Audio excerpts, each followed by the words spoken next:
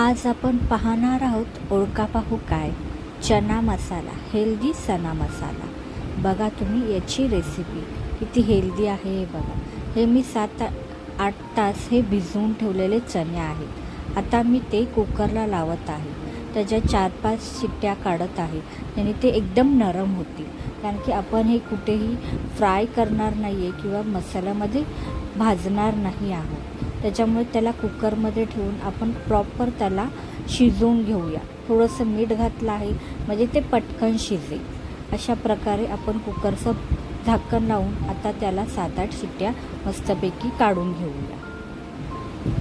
हो, ह्याच्यामध्ये आपण कोणतेही मसाले ॲड करत नाही आहोत। ही पूर्णपणे हेल्दी रेसिपी आहे, त्याच्यामध्ये कोणत्याही प्रकारचं वेगळं आपण घालत नाही आहोत। आता या 7-8 शिट्ट्या झाल्यानंतर हे बघा कसे एकदम मस्तपैकी बॉईल झाले आहे। ते एका आपण वाटीमध्ये काढून घेऊया।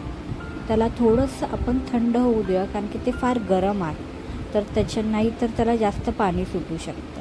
हे बघा कसं मस्तपैकी शिजलेलं आहे। ते थोडंसं आता थंड करून मी घेतलेलं आहे। त्याच्यानंतर आपण त्याच्यामध्ये बाकीच्या इन्ग्रेडियंट टाकूया। त्यामध्ये आता आपण कांदा टाकलेला आहे, कच्चा कांदा आहे हा कच्चा कांदा त्याच्यामध्ये आपण घातला। त्याच्यानंतर काकडी घातली, बारीक चिरून घातलेली काकडी आहे। त्यानंतर टोमॅटो ही बारीक चिरलेला आहे, तो त्याच्यात घातला आहे। त्याच्यानंतर आपण गाजर बारीक चिरून घेतलेला आहे आणि आता आपण ते व्यवस्थित मिक्स करूनही घेऊया।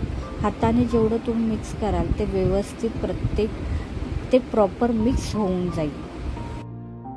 चमच्याने मिक्स करत बसला तर ते प्रॉपर एकमेकात मिक्स होणार नाही आणि प्रत्येक घासाला तुम्हाला आता त्या 2-3 गोष्टी एकत्र लागणार नाही। आता आपण ह्याच्यामध्ये धनेपूड घालूया, पुरेशी धडेपूड आपण त्याच्यामध्ये घातलेली आहे। त्याच्यानंतर आपण चाट मसाला घालूया, म्हणजे त्याला थोडीशी चव येईल खाताना। मस्तपैकी चाट मसाला आता आपण ह्याच्यामध्ये घातलेला आहे, ते आता आपण परत मिक्स करून घेऊया। लाल तिखट घातलेला आहे, चवीनुसार तुम्ही लाल तिखट कमी जास्त करू शकता।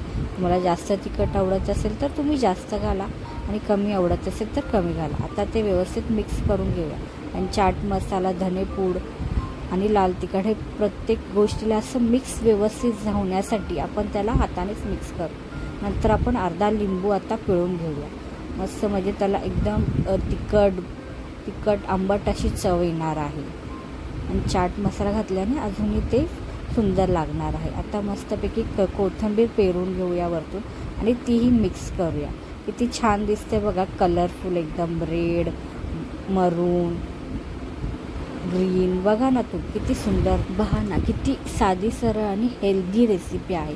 काही तुम्हाला गरम करायचं नाही आहे, काही तुम्हाला त्याच्यामध्ये तेल घालायचं नाही आहे। काही लोक हा चाट मसाला करताना ते कांदा लसूण वगैरे थोडंसं तेलामध्ये परततात, बट तुम्हाला जर हेल्दी पाहिजे असेल तर तुम्ही हे असंच खा। असंच ते इतकं सुंदर लागतं ना, आणि हे तुम्ही ब्रेकफास्टलाही खाऊ शकता आणि तुम्ही डिनरलाही खाऊ शकता। ह्याच्यामध्ये आपण आता सगळ्यात शेवटी मीठ घातलेलं आहे आणि मीठ घालून आपण त्याला व्यवस्थित मिक्स करूया। बघा आता ते व्यवस्थित मिक्स झाल्यावर किती सुंदर लागतं आहे। हे तुम्ही जर मॉर्निंगला खाल्लं तर तुम्हाला इतकं सारे हेल्दी गोष्टी मिळतील ह्याच्यातून, प्रोटीन, विटॅमिन सगळं आहे। तुम्ही हे डिनरसाठीही खाऊ शकता।